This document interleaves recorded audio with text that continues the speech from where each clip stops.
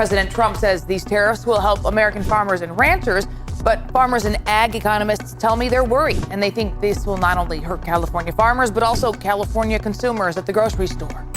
Despite Donald Trump blinking on a bunch of the big disastrous tariffs on like the whole world, including like Madagascar and the island with the penguins, he announced today he's not just maintaining but increasing his tariffs on China, which is one of our largest trading partners. There was a time, not long ago, when American wheat ruled the world. From the fields of Kansas to the ports of Oregon, it fed families from Manila to Marseilles, Tijuana to Tokyo. It wasn't just a crop. It was a promise, a handshake backed by generations of hard work, trust, and grit. I love farmers. I won 80%, 85% of the farmers, and I love them, and I'm never going to do anything to hurt our farmers. But now, that promise is broken. And this isn't a headline you'll see on the evening news. There are no protests, no breaking stories, just silence and emptiness. Silos, once bursting with grain, now stand cold and still. Shipments have been canceled, harvests abandoned. And in some towns, farmers have done the unthinkable. They've burned their own crops because no one, not one buyer, would take them. Frank, who did you vote for president? Mr. Trump.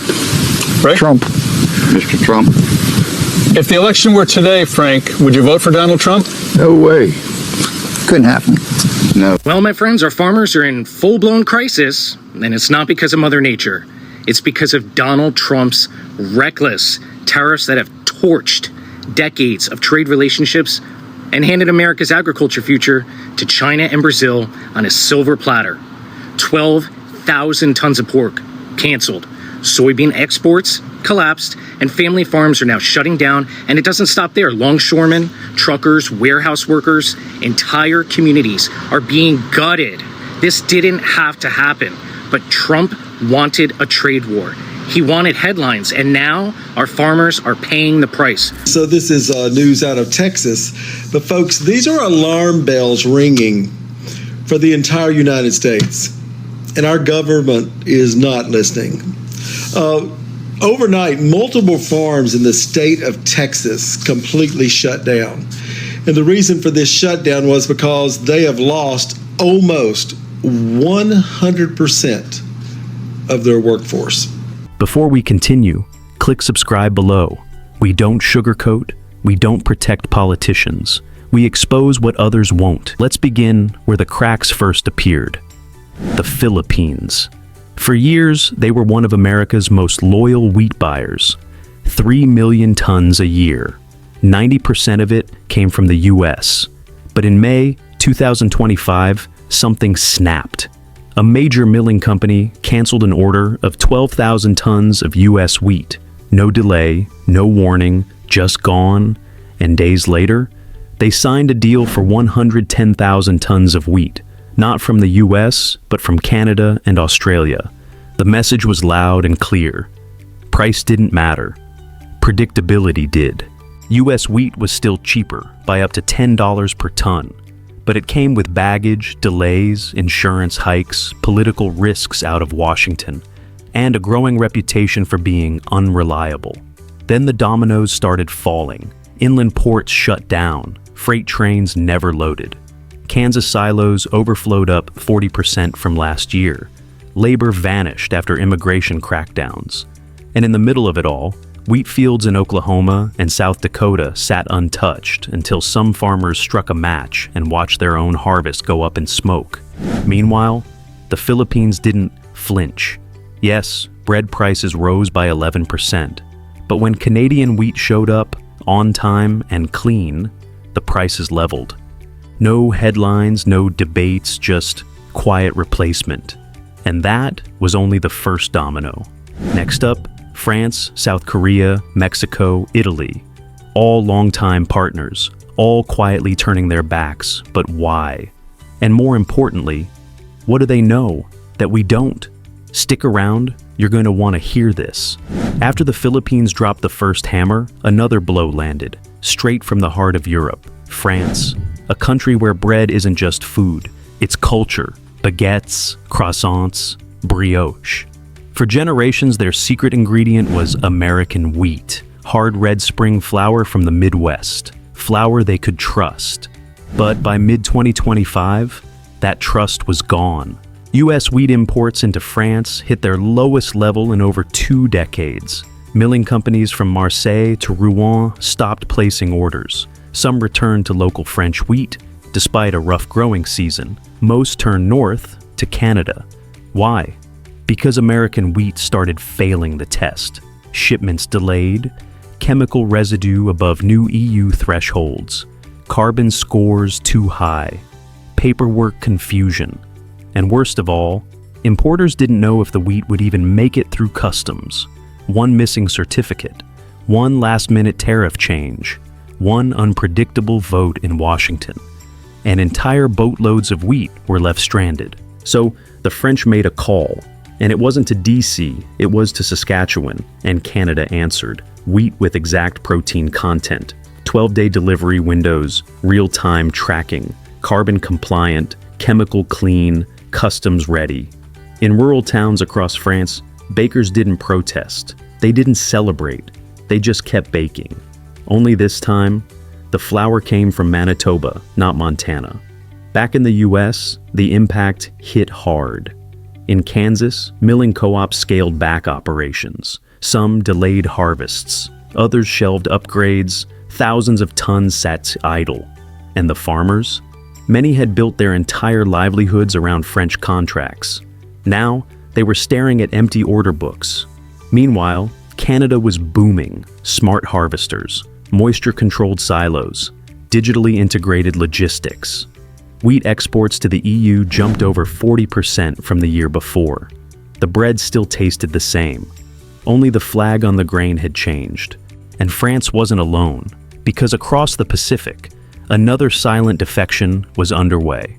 One from a country that had depended on American wheat for 40 straight years. A country that made its noodles, pastries, and breads with U.S. grain until now. Coming up next, South Korea walks away. And what pushed them over the edge was something that may soon affect every single U.S. export. Stay tuned.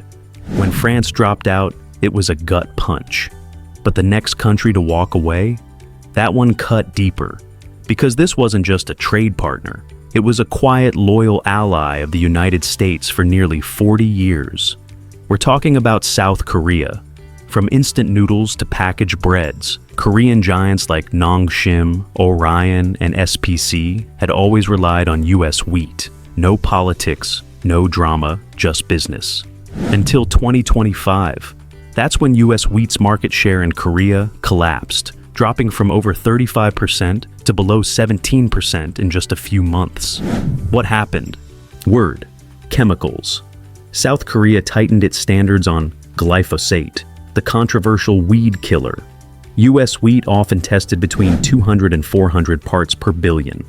But Canada and Australia, 30 to 70. Clean, compliant, certified. For Korean importers, the decision was simple. Canadian wheat came pre-certified, digitally traceable, with no hidden costs and no custom surprises. By June, American wheat was almost gone from ports like Busan and Incheon. Canadian shipments were arriving like clockwork. And in Korean boardrooms, U.S. flour wasn't even being mentioned anymore. Back in the States, the fallout was brutal. Inventory surged 36% in Washington state. Farmers in Idaho gave up wheat entirely, switching to flaxseed. No long-term contracts, no media coverage, just silence. But it wasn't over. The next blow didn't come from across the sea. It came from right next door, Mexico. For decades, Mexico was one of America's top 3 wheat buyers. Over 3 million tons annually. It wasn't just business, it was partnership. Shared land, shared history. But by mid-2025, that relationship collapsed. Imports of U.S. wheat fell nearly 40%. Canadian imports surged over 35%. And even Argentina stepped in. Why? Because Mexico got tired of the chaos. Tariffs, export forms, sudden rule changes. One delayed shipment at the Texas border triggered production shutdowns in Sonora.